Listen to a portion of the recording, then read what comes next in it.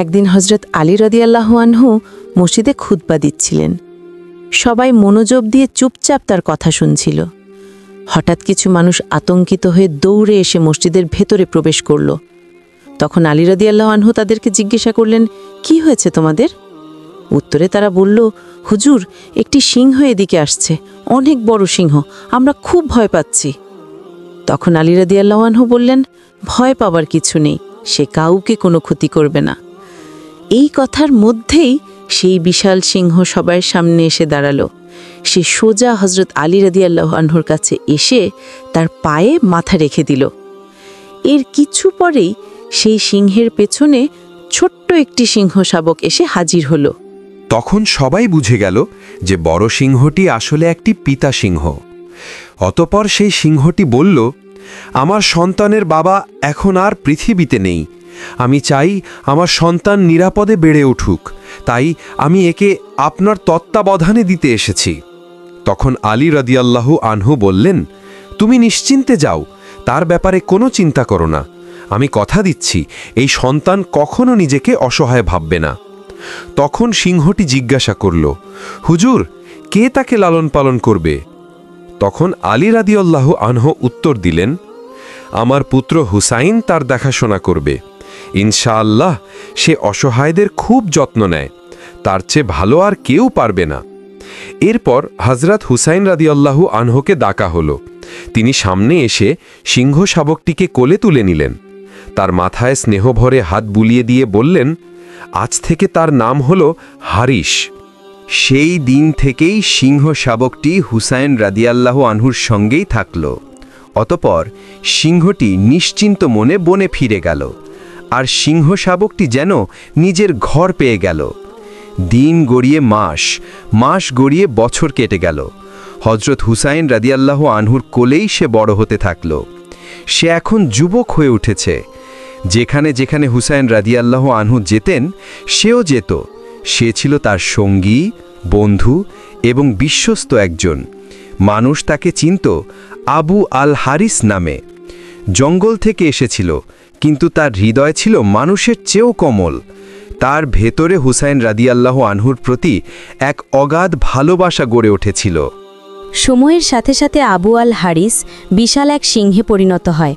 এখন সে যখন কোনো গলির মধ্যে হাঁটত, মানুষ দূর থেকে ভয় পেত। একদিন কিছু আরব লোক আলী রাদিয়াল্লাহু আনহুয়ের খেদমতে এসে বলল, হুজুর, হুসাইন রাদিয়াল্লাহু আনহুর সাথে থাকা সেই সিংহটি অনেক বড় ও ভয়ঙ্কর হয়ে গেছে। আমরা শঙ্কিত, যদি একদিন সে ক্ষতি করে ফেলে। এই কথা শুনে আলী রাদিয়াল্লাহু আনহু নীরব হয়ে গেলেন। তার মনে ভেসে উঠল আবু আল হারিসের শৈশব আর বিশ্বস্ততার স্মৃতি। তবুও তিনি জানতেন মানুষের ভয় সহজে যায় না। তাই তিনি ঘরে ফিরে এসে হুসেন রাদিয়াল্লাহু আনহুর কাছে বললেন, মানুষ তাকে দেখে ভয় পায়, আমার পরামর্শ হলো তুমি এখন তাকে মুক্ত করে দাও। এই কথা শুনে ইমাম হুসাইন মাথা নিচু করে ফেললেন, চোখে অশ্রু এসে গেল। কিছুক্ষণ নীরব থেকে বললেন, বাবাজান, যেমনটা আপনার আদেশ, শুধু আজকের দিনটুকু যেতে দিন। আগামীকাল থেকে আপনি তাকে আর দেখতে পাবেন না। তখন আলী রাদিয়াল্লাহু আনহু জিজ্ঞাসা করলেন, আজকের দিনেই এমন কি বিশেষ আছে? উত্তরে হুসাইন বললেন, এখন সন্ধ্যা হয়ে গেছে, এটা কাউকে বের করে দেওয়ার সময় নয়, এটা তো ছায়া দেওয়ার সময়, রোদে ফেলে দেওয়ার নয়।